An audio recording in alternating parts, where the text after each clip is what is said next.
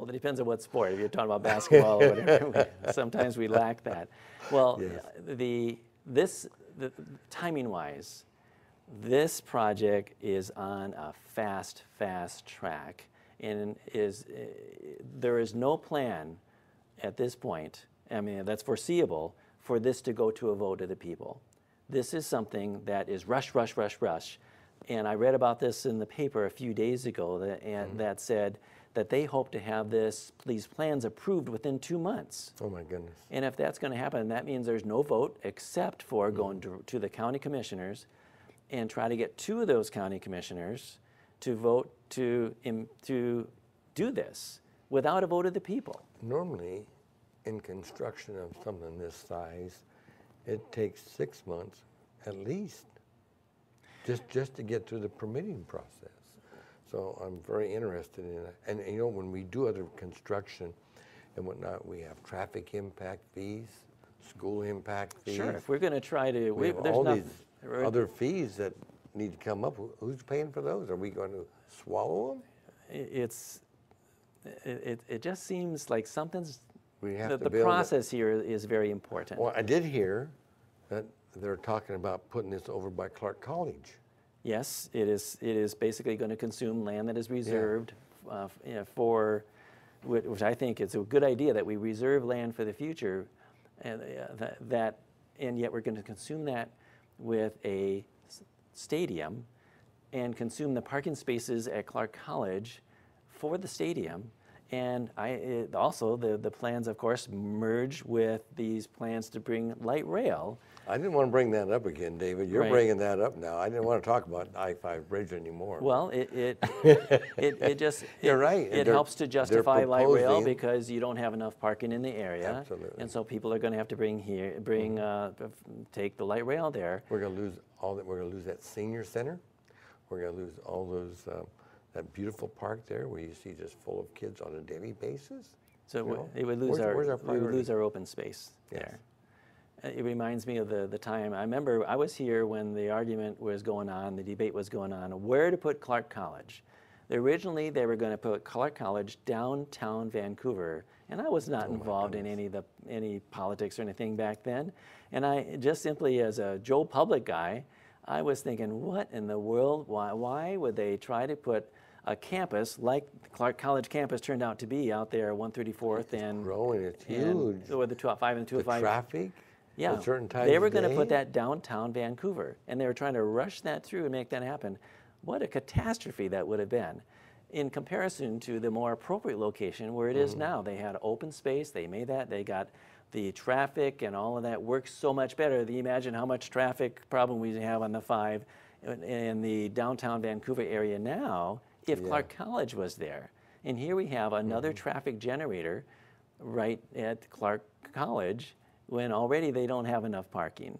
It's, well, I assume they don't have enough parking. I could be wrong in that, but it seems, whatever it is, this should not be rushed through.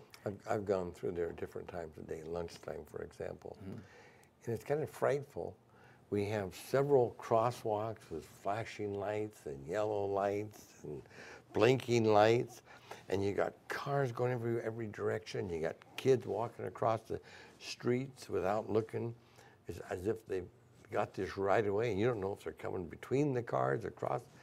And it backs up all the way from 4th Plain all the way through the college. The traffic does. Yes. So already we've got traffic We've got a mess density there, and here we're adding a certain amount. And I can imagine if we were to try to bring a business to that area, they're going to have to go through traffic studies, and they're going to impact fees, and it's going to be quite a process, and permit fees. It's why in the world would they rush this? All the commuters now are going to be going to that parking garage that's proposed for light rail. I don't know how we keep coming back to this I-5 bridge thing, but we've got some real problems. Well, it may be that some of the same people are behind this thing. Whatever it is, the process, both for whatever it is, whether it be the light rail crossing project or any of these other things, it sounds like that really ought to go to a vote of the people. So, Tom, as a commissioner, if this project comes before the commissioners and you're asked to approve this project without a vote of the people, what are you going to do? Are you going to? Obviously, I can't support it. Okay, so you would vote against it. Knowing what I know today, and I can't find a benefit for the people of Clark County. I can see a lot of responsibility, a lot of burden. We can't keep shoring up these ventures. It needs to be left to the private sector to decide what's going to make money and what's not. Okay. If the owners of that building, of that ball team, sees it's going to make money, then they should invest themselves or go look for private investors and sell it to them. Sure. So in this case, at least if it went to the vote of the people, who are going to be the ones attending this if they voted in, and they'll be the ones paying for it. If it goes to the vote of the people, they can say yes or no. David, I still have trouble because we don't know today if you're going to tax my movie theater or not. You could be taxing my movie theater ticket and my fairgrounds ticket. Fairgrounds is about families. Yes. And they're struggling to be able to go there now. And I'm glad that you have that clear understanding of the appropriate role of government. The government is meant to do some things, and other things are very, very optional. And those optional things either just are off the table because that is outside the normal scope, or if people, if they still want it, at least if they have a choice, they can say yes or no. In this case, we have the other two county commissioners. We've got Steve Stewart. Now, he has a baseball background, so you can bet he really likes baseball. Well, so I expect I wouldn't be surprised if he was very strongly supportive of this project. If I have time, and I used to go to the baseball field over by where I lived, and I enjoyed it. And if I had time, I would probably go. But that doesn't mean I expect somebody else to pay for my recreation. I get that. Now, if Steve Stewart is in favor of this, and you're opposed to it, then you have one other county commissioner, Mark Bolt, and Mark Bolt he's the tiebreaker in this case. If Steve says I want it, and I'm not saying he does because I haven't talked to him. I don't think all the facts are clear to him yet either, but I think that he has been the main contact, I'm told. Which is appropriate because he's got a baseball background. Yeah, and that could be it. And maybe when my other commissioners see this, they're not rushing into this yet. That I just came from a board meeting. Commissioner Bolt and Commissioner Stewart was off on another duty, and I didn't see Commissioner Bolt diving into this. He's very curious, like I am, as to how they're going to sell it. Well, can I ask you to do this? Sure. If this gets on the agenda, and you see that, oh, we got a vote coming up here. They're going to this project is coming up for a vote and before the county commissioners to build the stadium and add an entertainment tax. Will you come back and let us know, and we'll get on the air here, and we'll let people know that this is before the board, and at least people can participate in the process. Yes. And that invitation goes not only to you, but it goes to Steve Stewart, and it goes to Mark Bold, and it goes to whoever else is trying to promote this, because we really want to know about both sides of this issue. And but whatever it is, it should not be rushed. It shouldn't, and if it's going to be incurring a deficit like this, a debt, a bond, and an extra tax to pay that off over 20-some years, and if it's going to be a yearly amount that's going to be costing taxpayers just to keep it operating, then it really ought to go to a vote of the people.